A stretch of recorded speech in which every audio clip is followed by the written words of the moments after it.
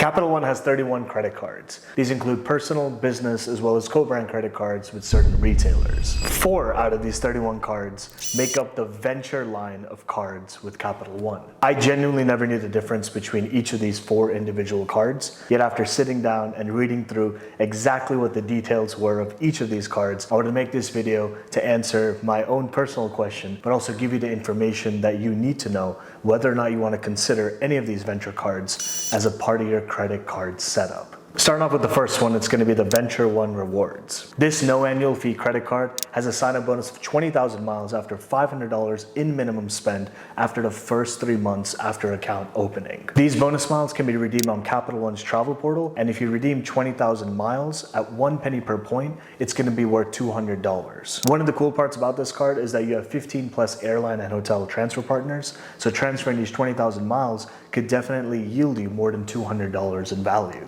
Coming to the earn rate on this card, you're looking at 1.25x miles per every dollar spent. And if you're spending on hotels or rental cars on the Capital One travel portal, you'll be looking at 5x miles per each and every dollar spent. In addition to the intro bonus of 20k miles, you're looking at a 0% intro APR for 15 months on purchases as well as balance transfers. Coming to a couple benefits, you're looking at no foreign transaction fees as well as the following Visa signature benefits: travel accident insurance, extended warranty, and auto rental damage collision waiver. There are definitely other cards in the market when it comes to no annual fees and the capability to transfer to these travel partners. A couple examples are going to be your Amex Everyday by American Express, as well as the Built MasterCard by Wells Fargo. Typically, in order to qualify for this card, Capital One says you need an excellent credit score, and they define this on their website as the following. I've never declared bankruptcy or defaulted on a loan. I haven't been more than 60 days late on any credit card, medical bill, or loan in the last year. I've had a loan or credit card for 3 years or more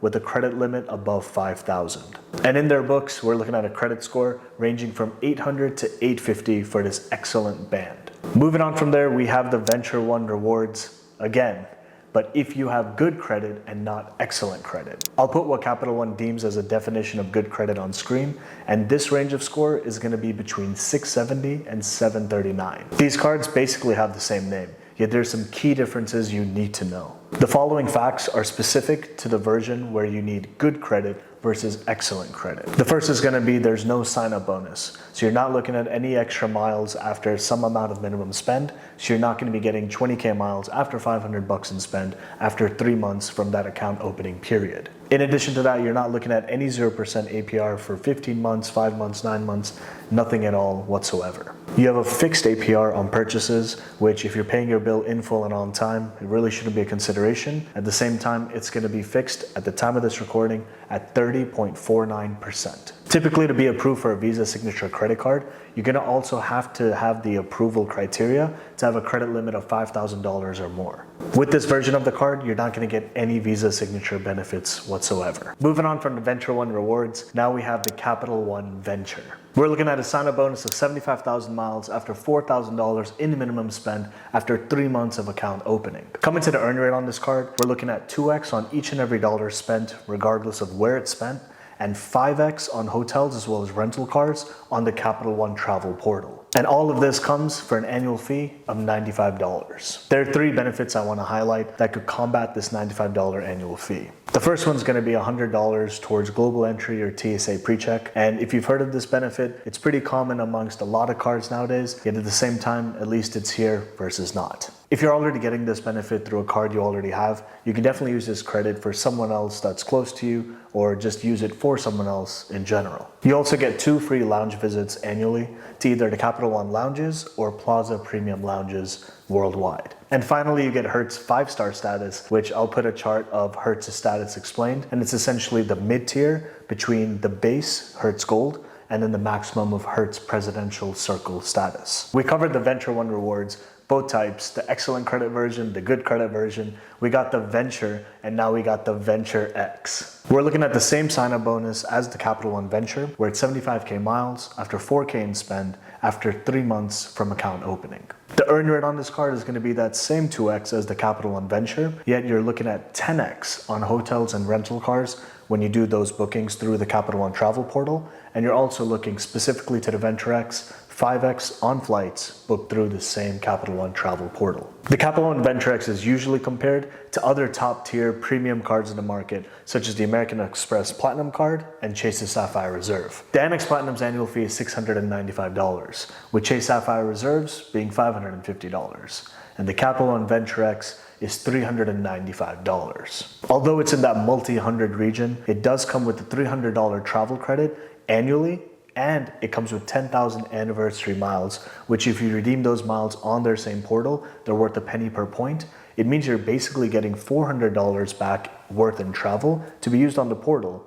But with the $395 annual fee, it's like they're paying you $5 to keep the card in the long term. Unlike the Capital One Venture, where you're getting access only 2 times a year to your Capital One lounges and Plaza Premium lounges, with the Capital One VentureX, you're gonna get unlimited visits to both of those type of lounges.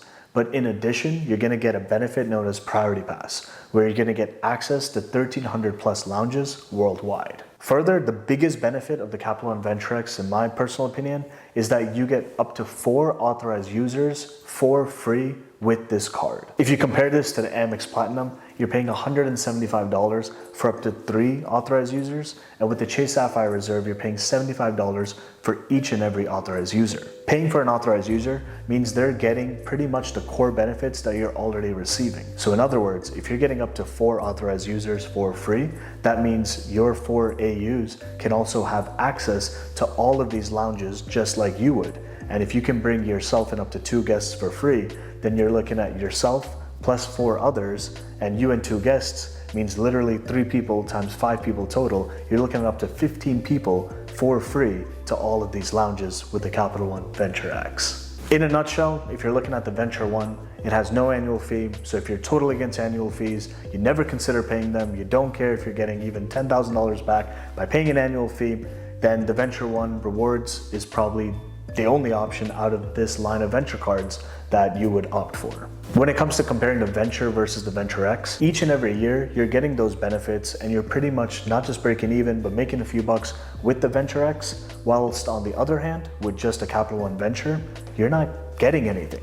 You're not actually getting, something to offset that fee year over year, other than a huge heavy sign-up bonus and a typical benefit that we're seeing nowadays with global entry and TSA PreCheck offered on a multitude of cards. That huge bonus for a $95 annual fee card with the Capital One Venture Rewards is pretty similar to Chase's Sapphire Preferred of a 60,000 point bonus after $4,000 in minimum spend in that same time frame of 3 months. If you want to know how to receive $4,000 in free travel after spending the same $4,000 you would have spent anyways by hitting that Chase Sapphire Preferred bonus, click over here.